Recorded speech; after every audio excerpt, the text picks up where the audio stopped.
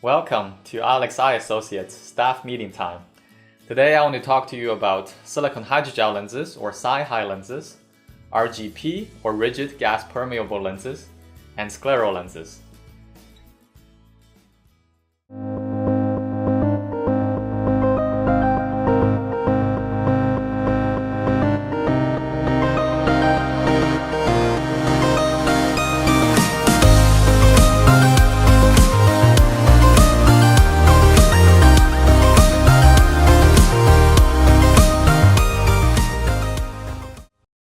Before we dive into the details of these contact lenses and look at their differences, let's remind ourselves why it is so important to periodically review and update our knowledge to provide the highest level of patient care. Here's an example. Good morning, Dr. Geed's office. This is Molly. How may I help you? Yes, of course the doctor fits contact lenses.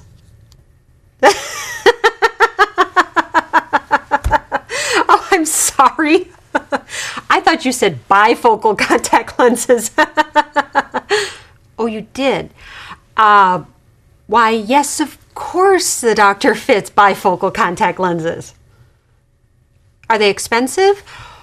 Well, what do you consider expensive? Yeah, then they're expensive. What's that? How many office visits? Well, let's just say we get to know you pretty darn well. Say, would you like to schedule an appointment to come in and talk with him about bifocals? Hello? Hello?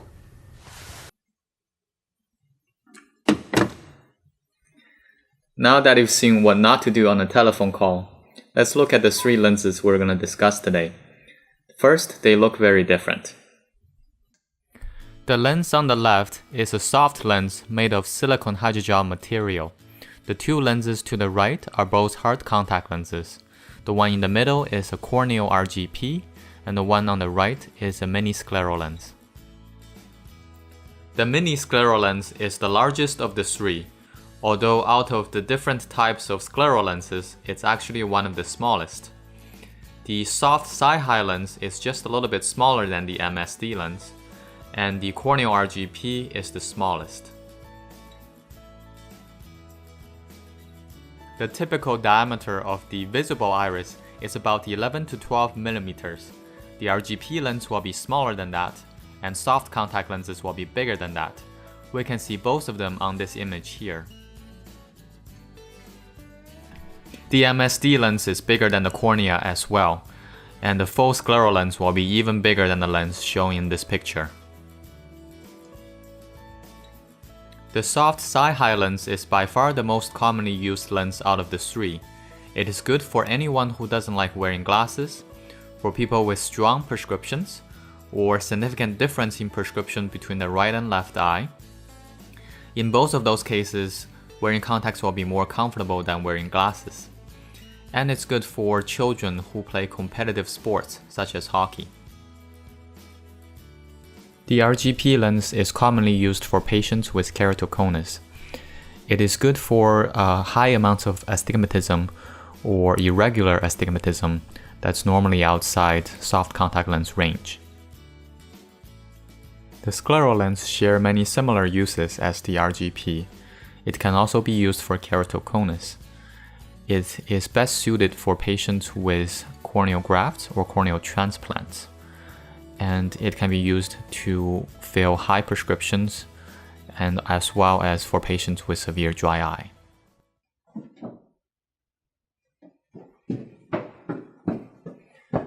Now that we've reviewed what each type of lenses are for, let's go into our dispensary area and find out which of the soft contact lenses here are silicone hydrogels.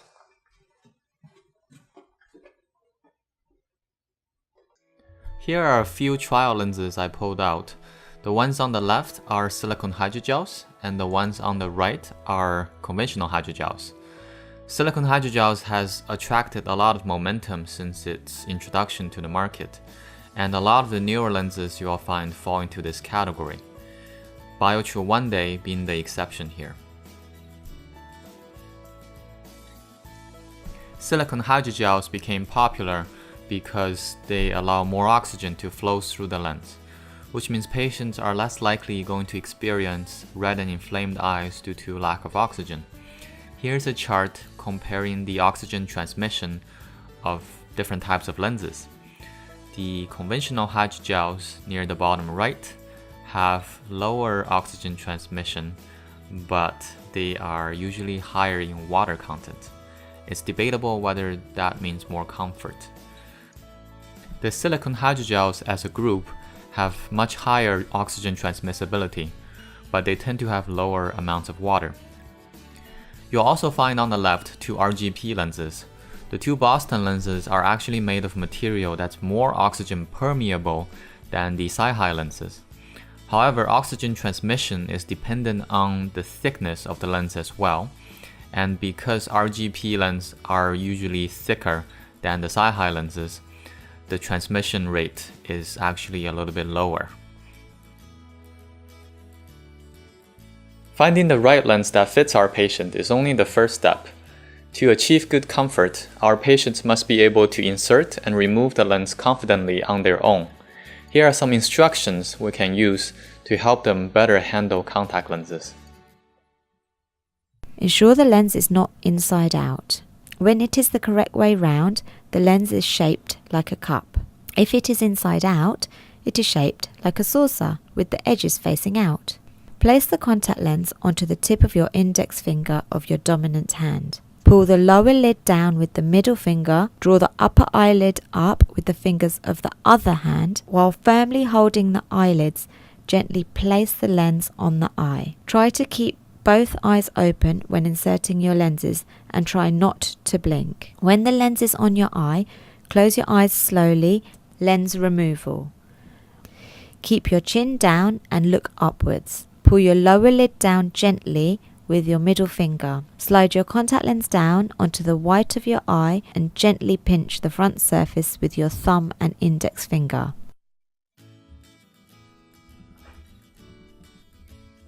There may be many other things that's helpful to teach our patients. Here's a few that I will sometimes share with lens wearers.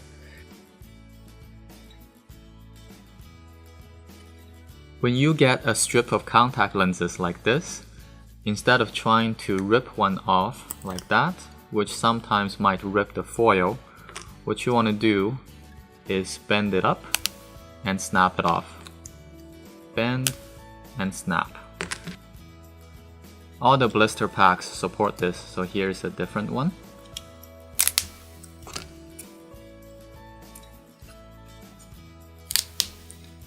Once you know how to do this, it's oddly satisfying to do, sort of like popping bubble wraps.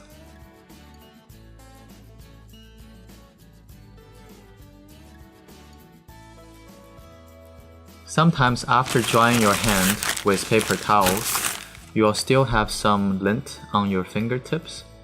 To get rid of those, you'd simply rub it against the palm like this, and that usually does a pretty good job of cleaning the fingertips.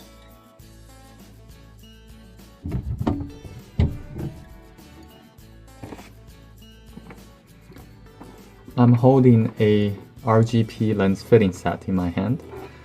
Even in an ideal RGP lens fit, the lens still moves a lot more than a soft contacts would. We're going to use different techniques to remove the lens and a different solution to take care of the lens.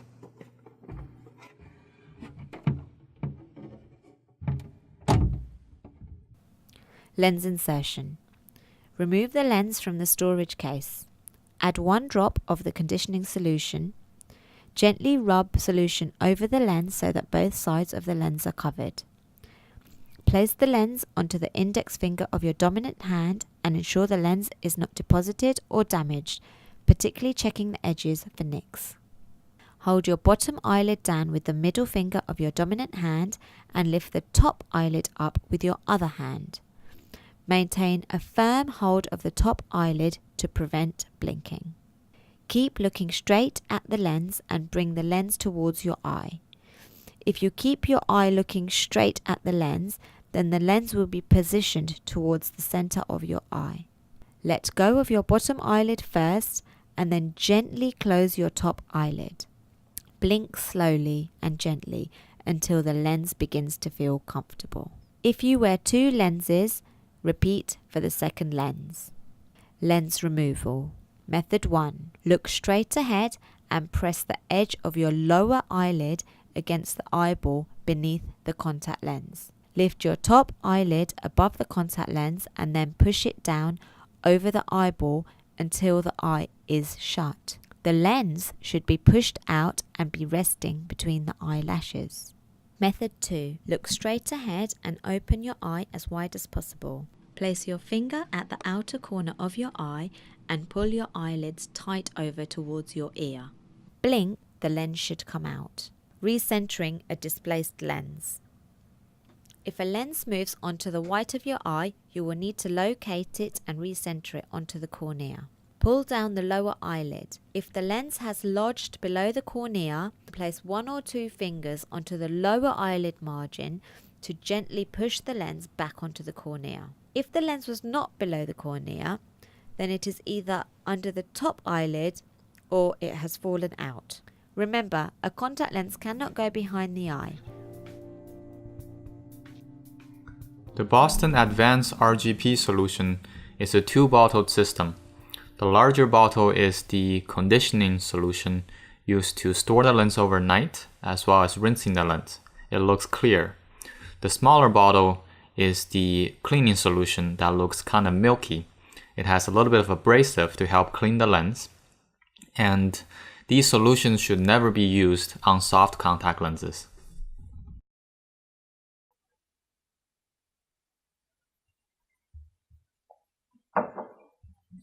Scleral lens care is in many ways similar to RGP.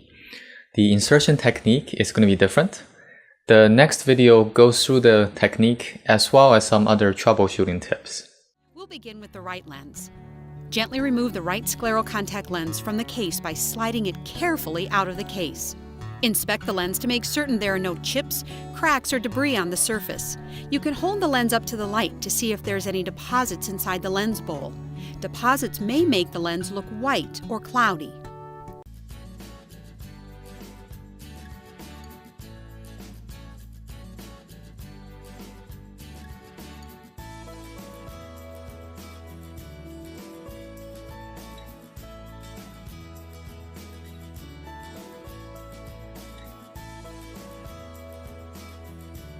To insert the lens, your face must be parallel to the floor, with the eye looking at the floor, so the fluid will stay in the lens bowl. The lens holding method you chose earlier will determine how you place the lens on the eye. It's easier if both eyelids are open wide enough for the lens to be applied directly to the surface of the eye. However, it's not necessary. Wet eyelids are difficult to hang on to, so make sure both the lids and your fingers are dry before you begin. To place the lens on the eye, most people prefer to use one hand to hold the eyelids open and the other hand to insert the lens. If you cannot hold both lids open wide enough to get the lens on in one move, concentrate on holding the upper lid open. Once the lid is under the upper lid, pull down on the lower lid to get the lens on the eye. Release the lids and the lens is in place. Simply repeat the process to insert the left lens. Air bubbles will make the lens move on the eye, making the lens uncomfortable. It may also be difficult to see out of the lens. If you can't avoid air bubbles, then it's highly likely that you're unable to maintain fluid in the bowl when inserting, or just haven't been filling the bowl with enough fluid. Make sure that your face is fully parallel to the floor as you bring the lens toward your eye. It may seem like you're nearly standing on your head when you're in the correct position to apply the lens. Also, try keeping both eyes open as you apply your lenses. When you close one eye, the other will want to close too. This may also help you to position the lens correctly. Lid control is essential. Make sure the lids are dry and use one hand to hold the lids completely out of the way. Don't release the lids until the lens is actually fully in place and the fingers or plunger have been removed. Be sure and wash your hands before removing lenses. There are 2 different ways to remove a scleral lens from the eye. It's very important to be sure of where the lens is located in the eye. Remember, to develop a routine, always start with the same lens. We'll remove the right lens first. Begin by looking straight ahead. Be sure the lens is in the eye before attaching the plunger. If using a plunger, wet the tip with saline and attach the plunger to the inferior third of the lens. Pull up and out, tilting the lens off the eye. It may be helpful to press in on the eye at the same time to help release the suction. If the suction is not released, it may be difficult to remove the lens. If you're not using a plunger, place your fingers at the eyelid margins right next to your eyelashes. Manipulate the lid so they're on either side of the contact lens and break the seal by pushing one of the lid margins in and under the contact lens edge. And to remove the left lens? That's right, just simply repeat your chosen process to remove the left lens. I just want to mention OCT can be quite helpful for fitting scleral lens as well. Traditionally, we need to put saline in the scleral lens bowl and add a yellow dye to help visualize the tears. As you can imagine, the yellow bowl of tears can be quite messy. With OCT, you can visualize the tears and measure how much tears is between the lens and the eye without using the dye. And OCT can show us the edge profile to make sure the lens sits on the eye properly. Your help with the anterior seg OCTs will help both the patient and the doctors. Finally, thank you for watching the video today and learning about the 3 kinds of contact lenses.